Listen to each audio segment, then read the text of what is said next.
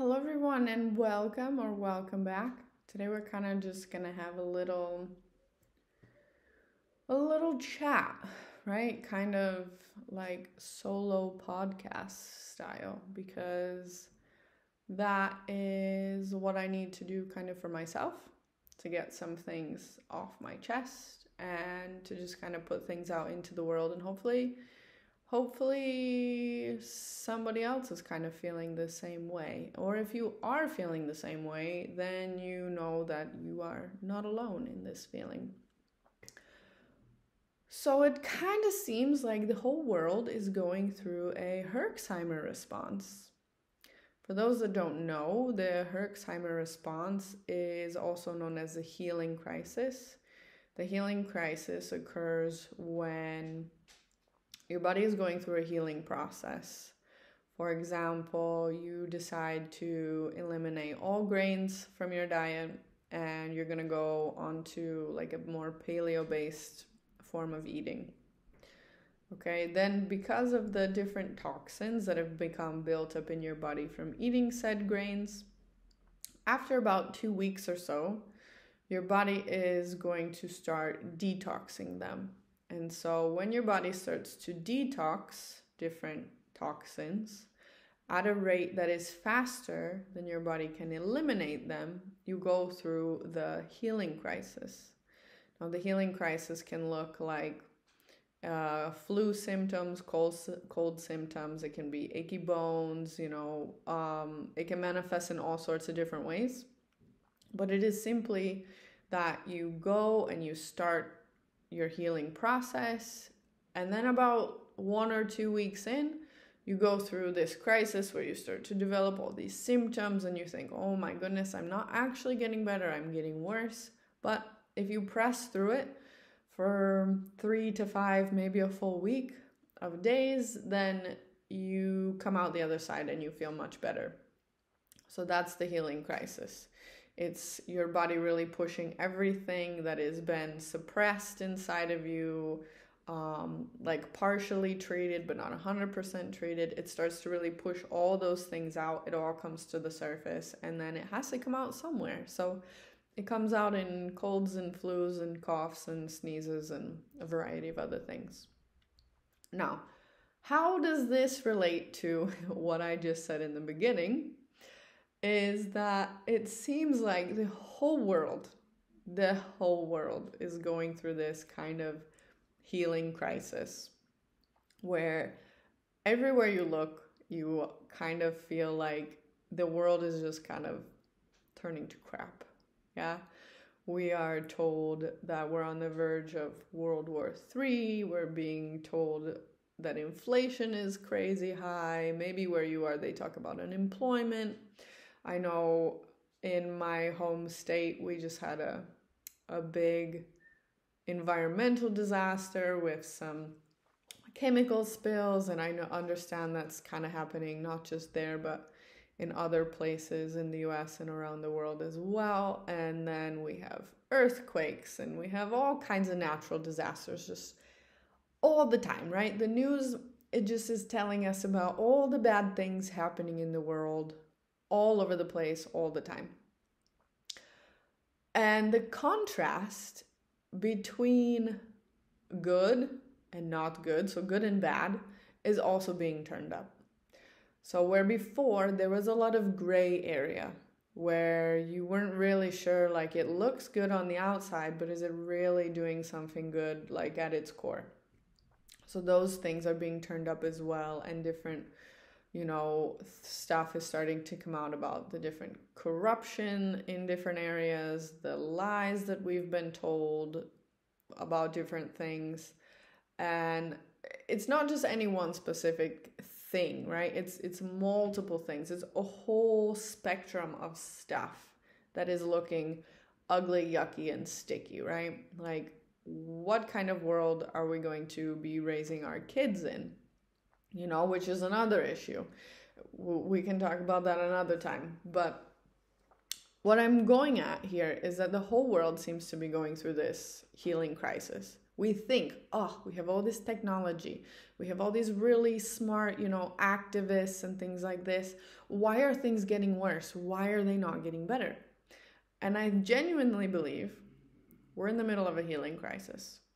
Okay, the healing crisis, we are trying to, as a collective on the planet, really go through and detox ourselves from the lies, the corruption, the chemicals that are being, put into the land, whether it's accidentally or intentionally, or the different chemicals that we're ingesting in our food, things that are in our shampoos, the medicine industry, the health industry, all together, right?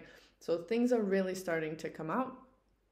I'm not talking about anything specific here, just the in general of it all, right? Because it really starts to feel like, man, everywhere you turn, there is some sort of darkness, and it kind of makes people want to give up hope. But I'm telling you, I think we are genuinely in the middle of the healing crisis. So what can we do? What can we do if we are in the middle of a healing crisis? And there are a few things that we can do. So, 1 second. Drink more tea. That's one thing you can do, right? Tea over water. I could go for days talking about water, but I won't, because we're talking about healing crisis right now. So the top thing you can do is to turn off the news. Turn off the news, stay off social media, and just kind of take a break. I'm not telling you to go put your head in the sand, but we all should know by now. I knew as a child that when I told my parents, why does the news only talk about bad things? There's so much good stuff going on in the world. The world and the world is not as bad as the news makes it out to be. So why are we so fixated on it? I don't think that we are meant to have this non-stop stream of information and breaking news and updates on every single little thing that's going on in the world all the time. I don't think that's healthy for us. With that being said, I also don't think it's healthy to just fully stick your head in the sand and ignore everything. That's why I'm saying use it less. Just stop. Because if you go out and experience the world and you interact with different people, you will find that it's not as negative as the news and the media are making it out to be. People are much, much nicer if you give them a chance. The second thing I would recommend is eating whole, organic if possible, farm-raised or grass-fed if possible, foods. Nutrient-dense foods that give you the most vitamins and minerals and really make you feel energized and good. By eating well, you're going to feel well, you're going to look well, and apart from those things, it's really going to help to strengthen your body overall. So you feel much healthier, right?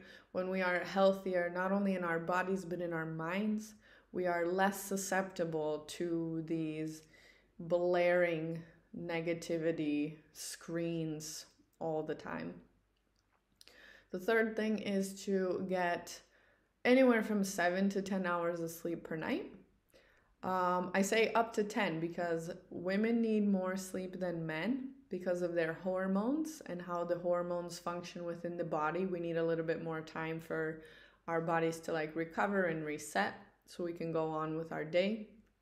So really aim for anywhere between 7 to 10 hours of good quality sleep in a dark room with no screens, no TVs going, quiet as you can get, because that will really help your body to kind of reset, not only physically, but mentally as well.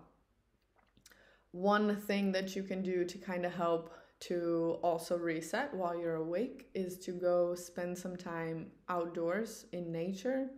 So if you go out and you walk among the trees and things of the forest and the meadows and the parks and stuff like that, you will start to be able to naturally kind of calm your nervous system. That's kind of the effect nature has on us. I also think that if you were to use your imagination for just a second, if you were to ask the trees, the longest living thing on this planet, right? Trees live longer than anything else, and they're also immobile, right? They have no choice over where they've been planted. You're going to grow there or you won't, right? And so if you were to ask the trees, guys, what's the secret to living? I think they would say, just let it go. Don't take it so seriously. I mean, trees do a really good job of letting go, like every year when they let go of the leaves, and then they know more are going to come back. So go out in nature, spend time in nature, breathe the fresh air, the clean air, and really just let yourself kind of feel and relax. Another thing is to spend time with your family, friends, and other loved ones, because they are your community. They're the people who care about you. They're the people who support you. And even if you guys don't always agree on everything, then that's okay, right? Because people can have different opinions, and you can talk about things kindly, you can share with each other. And if everyone was exactly the same, how boring would our planet be? Absolutely horrible. There would be no diversity, nothing interesting. So having different opinions with people is not a bad thing. Being able to interact with those people in a way that is, effective and communicative instead of going into everything with an argument, I think that's important. And you have a support system, and it starts to make me think about I think it was Luna Lovegood who said it to Harry Potter when he was upset that Voldemort is getting into his head, and he's like, I just feel so alone in this fight, I have to do it all by myself. And she tells him that if she was Voldemort, that is exactly how she would want him to feel, all alone. So because alone, you're just you're not that scary. But when you're in a group, then you're a bit more threatening. Paraphrasing. So when you have your community, you can stand in support of each other. You can stand up for the things you believe in. You can, not feel alone, because going through this kind of healing response, even in real life, if you're going through a healing response and you have to do it all alone with no support, it's not the most optimal way to do it. And then the last thing that you should do is have a really good laugh. I am a huge, huge fan of Jenna Marbles. It is devastating that she's not on the internet anymore, because she could get me cry laughing. And that cry laughing is an absolute form of medicine, to just really let go, allow yourself to feel into the funniness, the silliness, and just kind of let go of how serious everything is. Unfortunately, she's no longer on the internet for personal reasons, and of course I always wish her all the best, but really find something that gives you that laugh till you cry feeling, whether it's a movie, whether it's spending time with certain friends, whether it's watching certain things, or just kind of interacting with your loved ones. And of course, remember this feeling, because while it may feel like we can't do anything about any of this stuff that's going on, we have to remember these things when it comes time to choose the leaders of our country, for example. In any country, really look at what they are doing, not just what they say they are going to do. And that goes for everyone, literally all across the board. This is not a turn yourself to any political thing, one side or the other. This is really step back, maybe step away, especially for example, in the US, because I have most familiarity with that. Really step away from the two-party system and just kind of look and say, okay, well, who's going to do the things they say they're going to do, and how can we choose the best option, right? So let go of your reds and your blues and just choose the best option. So, okay, that's enough of that. Absolutely enough of that. So what I'm saying is, the world looks bad but we're going through a healing crisis. Keep that in mind. It might get worse before it gets better, but then when it gets better, it will be much, much better. So hold on to hope. Don't give up. No matter where you are in the world, I hope you're having a fantastic day. Please, please, please keep the comments kind. These are my personal thoughts, and they're not really directed at any one person or any one thing. It's just a general overview. So if you're also feeling like this, because I know a lot of people I have talked to in this week especially have been feeling that something's really off and something's really strange is going on, then feel free to leave a comment in the box below. And until next time, bye.